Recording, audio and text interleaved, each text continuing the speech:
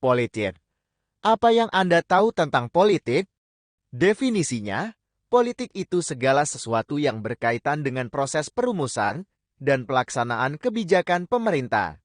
14 Februari tahun 2024 lalu, kita telah melaksanakan kegiatan pesta demokrasi di negara kita, yang disebut pemilu. Pemilu pemilihan umum.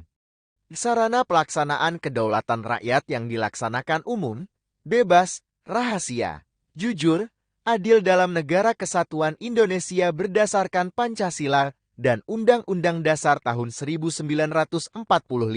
Siapa yang dipilih? Mereka yang diutus dari masyarakat secara langsung dan mereka aktor yang diusung dari partai politik atau gabungan partai politik tertentu. Apa tujuan kita memilih, mengusung dan mengangkat mereka untuk duduk dalam kursi pemerintahan?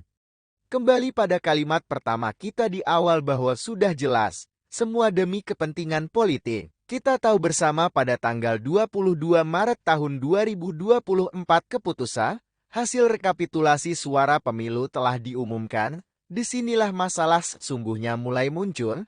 Pada tanggal 27 Maret tahun 2024, Anies dan Ganjar mengajukan sidang perdana ke Mahkamah Konstitusi atau MK terkait sengketa penyelenggaraan Pilpres tahun 2024. Anies mengatakan, banyak dinamika kecurangan yang terjadi dalam penyelenggaraan pemilu tahun 2024. Anies mengatakan, banyak dinamika kecurangan yang terjadi dalam penyelenggaraan pemilu tahun 2024. Dia juga mengatakan terjadi tindak penyelewengan kekuasaan untuk memenangkan pihak tertentu. Kita tahu pihak yang dimaksud adalah Jokowi. Maka salah satu gugatan Anies yaitu mendiskualifikasi paslon 2. Sebenarnya kalau kita ikuti pelaksanaan pemilu 2024 dari awal hingga akhir, sebenarnya banyak yang pro dan kontra terhadap Undang-Undang Pemilu Nomor 7 Tahun 2017 Pasal 169 huruf Q. Disinilah awal problematika pemilu ini dimulai. Baik, sebelum saya lanjut pada pembahasan yang lebih spesifik, ada baiknya jika kita sepakati bersama untuk lebih mendalami masalah ini. Lanjut saja. Kita lihat dulu Undang-Undang Nomor 7 Tahun 2017 Pasal 169 ini. Kita dapat mengujinya dengan dua pendekatan. Yang pertama, pengujian dengan Undang-Undang HAM, di mana kita tahu ada dua pendekatan yang mengatur HAM tersebut, yaitu Undang-Undang Nomor 39 Tahun 1999 tentang Hak Asasi Manusia dan Undang-Undang Nomor 6 Tahun 2000. Kalau kita lihat pada pasal 43 ayat 1 Undang-Undang Nomor 39 Tahun 1999, maka jelas undang-undang dapat dipergunakan dan pada siapapun dan golongan apapun itu, selama dia warga negara Indonesia dan berusia di atas 18 tahun. Bagaimana menurut Anda? Yang berikutnya adalah pendekatan teori cabang kekuasaan. Namun teori ini hanya dilihat berdasarkan substansi kekuasaan, dalam hal ini substansinya adalah Mahkamah Konstitusi.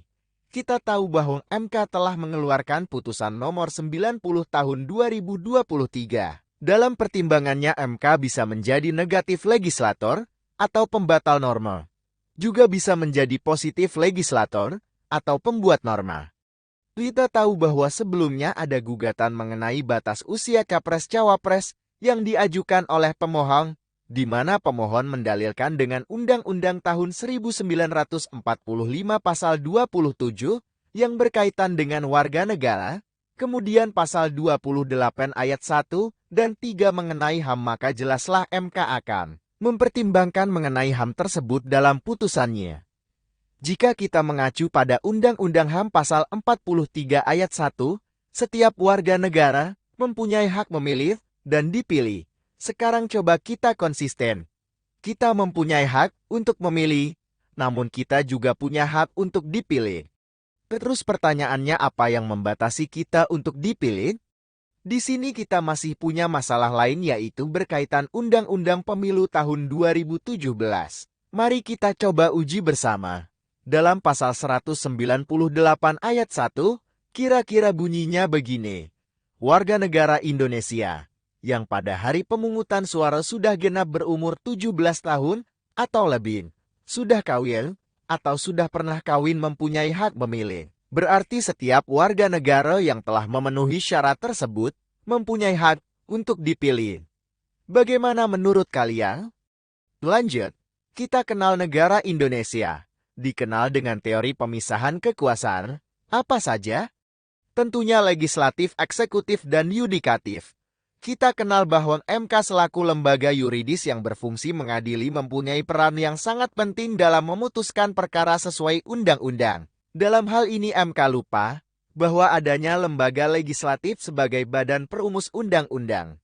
Jika kita mau melihat putusan MK nomor 90 tahun 2023, maka jelas MK mengesampingkan perumus atau pembentuk undang-undang yang kenal sebagai lembaga legislatif.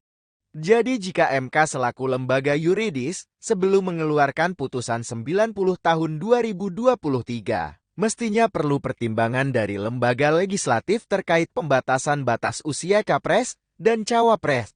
Jika MK konsisten terhadap pelanggaran HAM, seharusnya bukan buru-buru menambah frasa pada putusan 90 tahun 2023. Sampai sini menurut kalian bagaimana? Apakah menurut kalian perlu dilakukan amandemen kembali? See you next time.